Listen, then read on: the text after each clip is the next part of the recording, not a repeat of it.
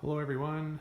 I thought I better get some type of content up on my site. I haven't done anything for a long time. I was gonna do a bunch of videos of my 8.8 build for my rear end of my Jeep 95 YJ Sahara, who I've named Natalia.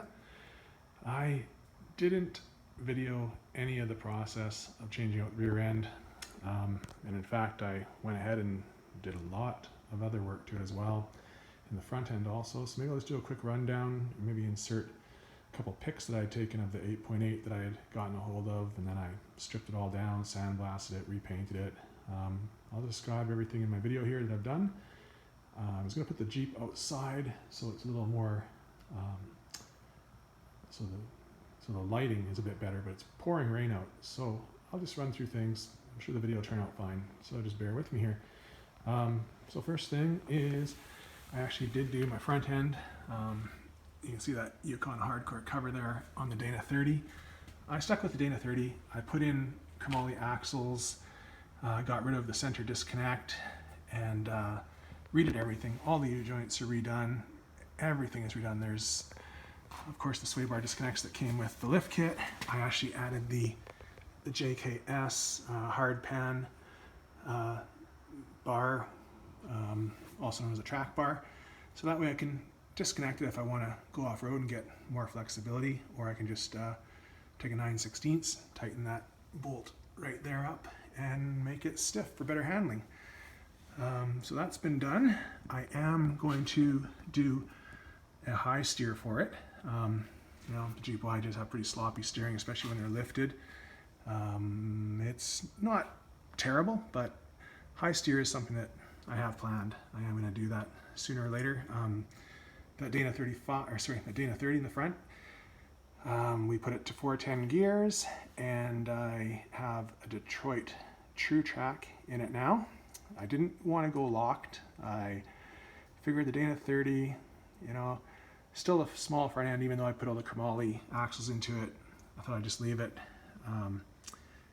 Just not too aggressive. So Dana 30 with the True Track, Detroit True Track, should be just fine. It seems to, so far, get me where I need to go, even though I haven't really tested it yet.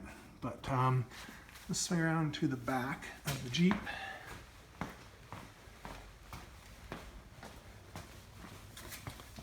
In the rear. So that's the 8.8 that I built up. It is now an aux locker. It's, again, 410 gearing. It's the electric actuated off of the cable. So on the dash, I have a nice little button to actuate the aux locker. And let me see here. So did the brake line kit, the e-brake brake line kit, and pretty much anything that needed to be done. It's all welded up really nicely. Really happy with how it turned out. Have all my pinion angles and everything absolutely perfect.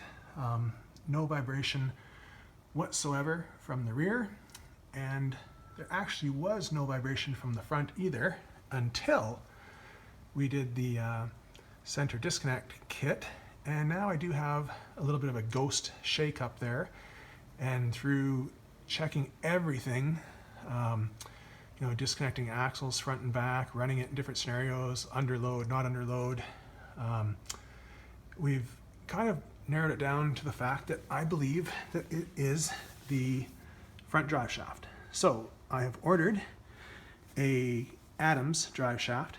I went with Adams over Tom Woods. There's, in my opinion, no difference. They're both awesome drive shafts, and believe it or not, I flipped a coin to decide which one to go with. They're both comparable price-wise. The shipping dates were about the same. And anyways, it came up heads, and that's what I had put down for Adams. So I have an Adams double cardan drive shaft coming. Should be here next week, so I'll be installing that. Anyways, I also wanted to get, I'm gonna go back to the Jeep at the front again, because I wanted to get your opinion. As you can see, there's the front fender, and we'll slip down to the rear. So the totally stock ones, I think since you've last seen the Jeep, I may have added these side steps with, I'll say rock sliders, but they are a rock slider, but they're not a true rock slider, but they'll work for me. They're cost effective, went on easy, and I think they look good. But what I've done is put on some bushwhacker flares so far on the other side. I haven't done this side yet, so I want to do a little comparison. I really did like that stock look, but it's not giving me enough protection. So there's the bushwhacker flares. Sorry about the lighting. Still not that great in here. But they went on very easy.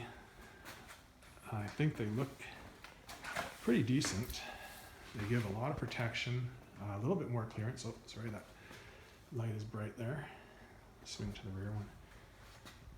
Oh, let's get your opinion, what you think about them. The instructions were exactly what they said they were, or how it would work out. A little bit of work just trying to sort of pull the little tabs. Under the fenders, there's plastic inserts you have to put on first, which the fender's attached to. And the little metal tabs that you screw into are actually quite difficult to get lined up. Found a little trick to it though, just by using some needle nose pliers. Worked really well. I think it looks good. It's got a lot more coverage now for mud, although I am thinking about I have 1.5" spacers for it. Just I think it needs to be widened out a bit. See where it's standing? I know it'll defeat the purpose of the flares, but I think that 1.5" out would look so much more aggressive. So let me know if you think that's a good idea or not. Sorry about that light again. But so there's stock.